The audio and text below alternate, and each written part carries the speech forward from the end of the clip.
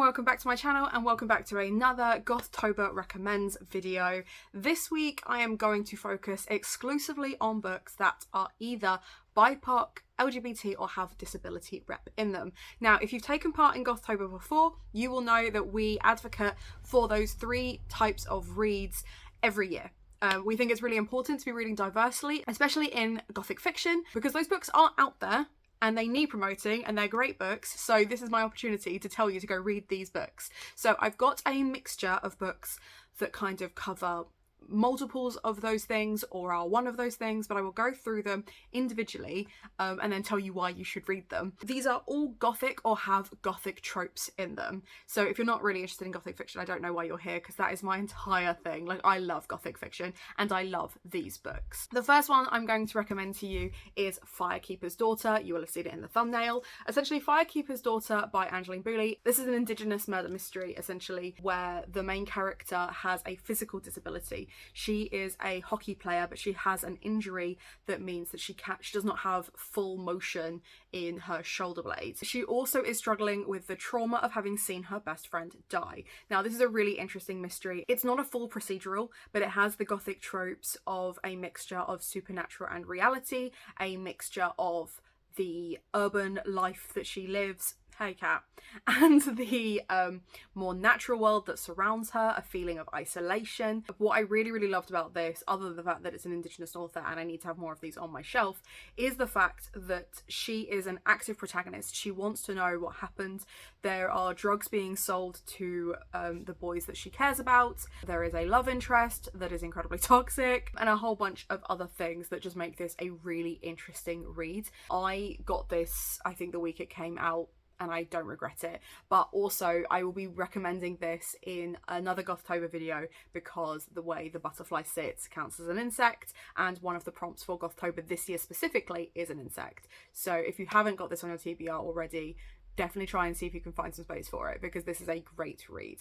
The other book that was in the thumbnail was The Grimros Girls. This is a dark academia fairy tale retelling set at a boarding school in the Swiss Alps. Each of the girls has something related to do with rep, whether that is that it looks at domestic abuse or neglect.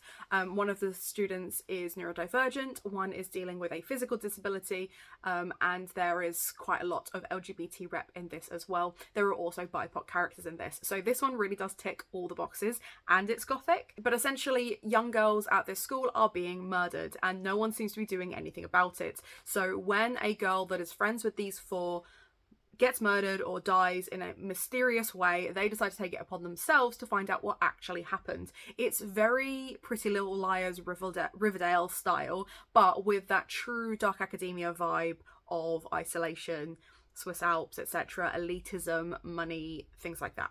All really interesting and a really good read. This is the first in a duology, I believe. I don't know if it's turning into a full series, but certainly a duology, because The Wicked Remain came out earlier this year. I don't have a copy of that yet, but I'm hoping to very soon, because I feel like it's going to be great. And I really enjoyed this. I know that a lot of people on BookTube got to it before I got a chance to, but I got there eventually and I'm recommending it to you now. The next one is a high fantasy that actually has a lot of Gothic tropes, and it's really funny to me because it's sat right there, but I also have the paperback to recommend to you as well, which is Poison Study. This has Gothic tropes in it. It also has LGBT characters, it has a trans character in it, and it has BIPOC main characters as well. So a mixture of all those different things anyway. But essentially this is about a young girl called Yelena who killed her master. She was at an orphanage or a school or something, but she killed someone and has been in prison ever since. Valak, the head assassin of the general's kind of Assassin's Guild type thing, rocks up and releases her on the understanding that she will now be the food taster for the general and to study about poisons, and he gives her a chance to kind of redeem herself. However, there is a plot to bring the society down, and she gets kind of caught up in don't even think about it. Don't even think about it. You know you're not allowed up there. She gets caught up between the rebels and the assassins themselves, and it's a really good series. It's a really good series. As you can see, my fairy loot arrived this week. I'm hyped, and I'm always recommending this. I'm actually kind of glad. I should have just recommended these ones, but I kind of wanted them as my background because I hate the cover of this. I hate that it's shiny, but this is a really good series, so please don't let the cover put you off. It's so good. It's so much fun. Something of a more traditional Gothic, but actually a relatively new release, as I feel like this came out either last year or this year, is The Lost Ones by Anita Frank. This is a classic ghost story with hints of mental health rep, but one of the main characters has a walking disability. The main character, Stella, loses her husband in the First World War and essentially tries to commit suicide.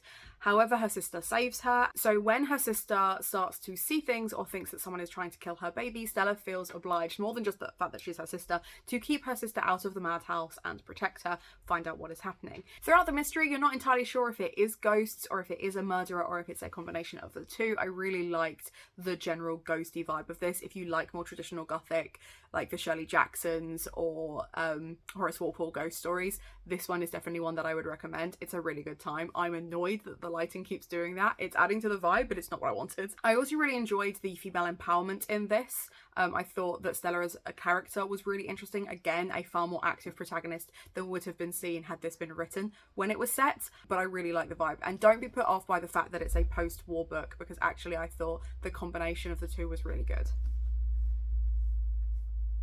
Next is a BIPOC dark academia. The Ravens by Cass Morgan and Danielle Page has two women of colour as their main characters, and essentially this is about a coven at a university called the Ravens. They are an elite sorority that have the ability to use magic. Each one of them has some tie to an element, however someone is killing them off, and it is a really dark, twisty, really good mystery.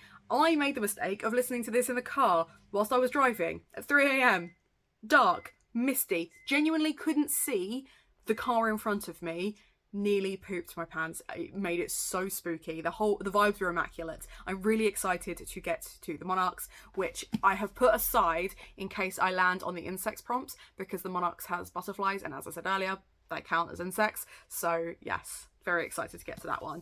But the Ravens is a really, really good one. If you're looking for more of an entry-level Gothic, if you're looking for something that has those Gothic tropes, is spooky, but it isn't necessarily going to... It's not like a straight-up horror, and it's not really densely written. This is a very easy read. This would also work for the No Thoughts Head Empty prompt, because it is kind of handed to you, because it is designed to be written for YA.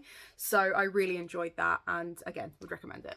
Another BIPOC Gothic fiction is more of a modern Gothic. We have Blackwater Sister by Zen Cho. Now, I have recommended this before multiple times on my channel. This was actually one of the books that Olivia chose for the Gothtober giveaway.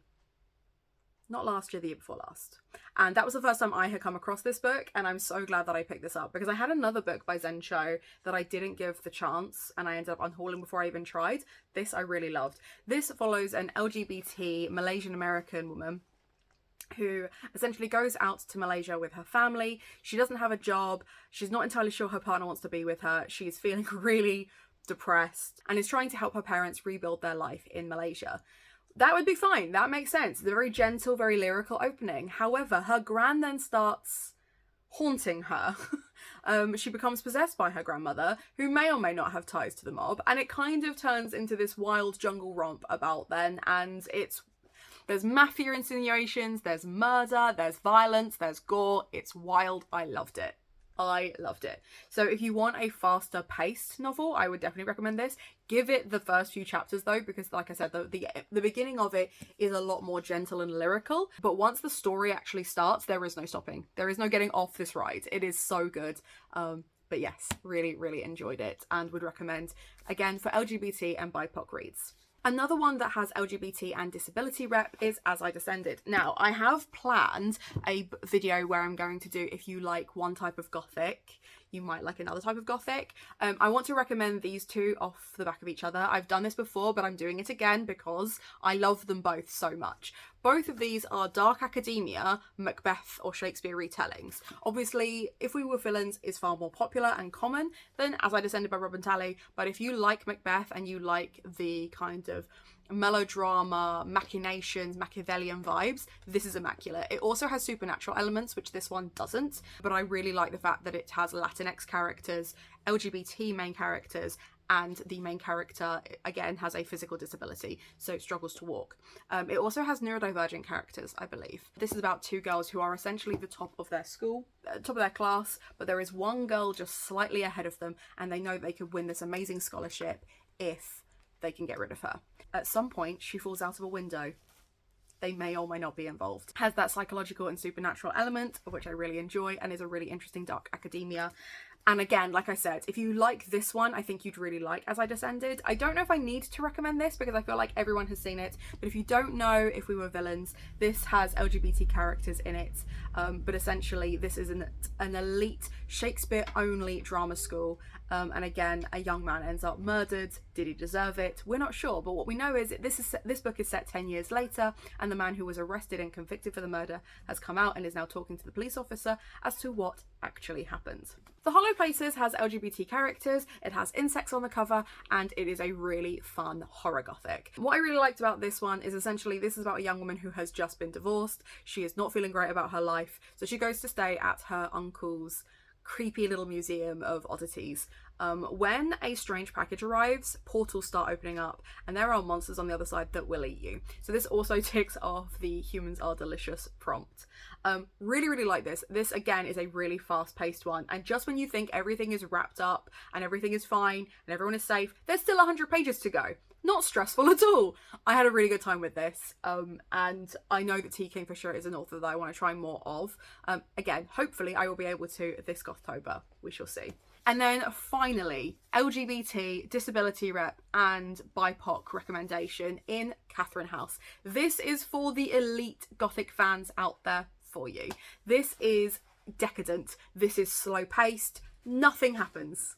Nothing happens. It's just insidious. The whole time you're sat there wondering if these things are going to happen. Do they mean anything? I would love to critically analyze this book and just sink into it and just bathe in it. It's so good. The writing is beautiful. I really want to read more like this. This has very much Rebecca vibes, but also kind of like Chocolat by Joanne Harris. That kind of really like decadent, slow moving, sinister pace. I loved it. I loved it so much. And I know that this was a real hit and miss for some people. Some people really didn't enjoy this. But I feel like if you're looking for a true BIPOC dark academia, you cannot go wrong with this one. It's so good.